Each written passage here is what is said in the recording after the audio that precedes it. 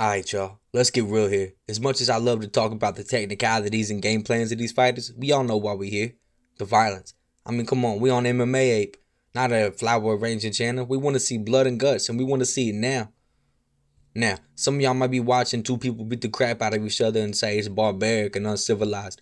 And to them, I'd say, you're damn right it is. But that's why we love it. It's a primal urge we can't resist, like the urge to eat a whole pizza by yourself, or to binge watch an entire season of The Ultimate Fighter in one sitting.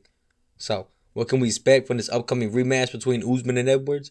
Let's just say it's going to be like watching two angry bulls charging at each other, but with technical skills, more grappling, punching, swearing, and kicking. Now, buckle up and get ready to take some notes, because we're going to lay out the details of this fight like Usman did Masvidal and like Masvidal did Askren. Y'all get the picture. First up, let's talk about Kamaru Usman, the former king of the UFC, who for a time ruled the pound-for-pound rankings. The Nigerian Nightmare was once an unstoppable force with a record of 16-1 in the UFC and 5 successful title defenses. Usman had defeated some of the best fighters in the welterweight division, including Tyron Woodley, Colby Covington twice, and Jorge Masvidal twice, with the second one being a crushing knockout. He also had a TKO win over Gilbert Burns. People thought Masvidal's slick striking skills might pose a threat to Usman, but the champ shut him down with brutal punches. Usman's wrestling is still his bread and butter, and he dominated Edwards in round 2, 3, 4, and most of 5 in their last fight. Unfortunately, a beautiful and precisely timed head kick from Edwards ended Usman's incredible run. But the Nigerian Nightmare is not one to back down easily. He's confident he can reclaim his throne in their third fight. In their first championship bout, I predicted Usman would win, and I was feeling pretty good about it until the final minute. Except for the first round, Usman was in full control of the fight, showing his dominance. The head kick from Edwards was a beauty, but one moment can't define a fight unless it ends the whole show, which it did.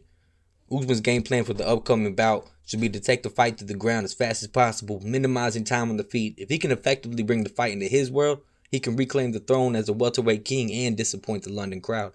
My prediction for this fight, Kamaru Usman wins by decision. Now, let's talk about Leon Rocky Edwards, and how I could be completely wrong about everything I just said. Edwards is on an incredible winning streak and has shown improvements in leaps and bounds in each of his last fights. His team believes that the high altitude of Salt Lake City zaps his energy and oxygen, and he wasn't used to fighting so high above sea level. This time, Rocky's predicting a much cleaner and well-rounded performance from himself. He doesn't care what he has to go through to defeat Usman as long as he leaves the octagon with the belt still firmly around his waist.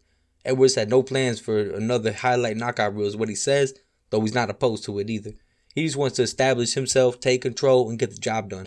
So there you have it, Mmape subscribers, and all y'all who forget to subscribe. UFC 286 on March 19th is going to be a badass showing. My prediction for this fight, like I said, Kamaru Usman. Going to grind out a win by decision in what'll be a grimy fight. That's it for today's breakdown. Stay tuned for more content. Don't forget to subscribe and hit that notification bell. Until next time, keep your gloves up and your chin down. Yeah.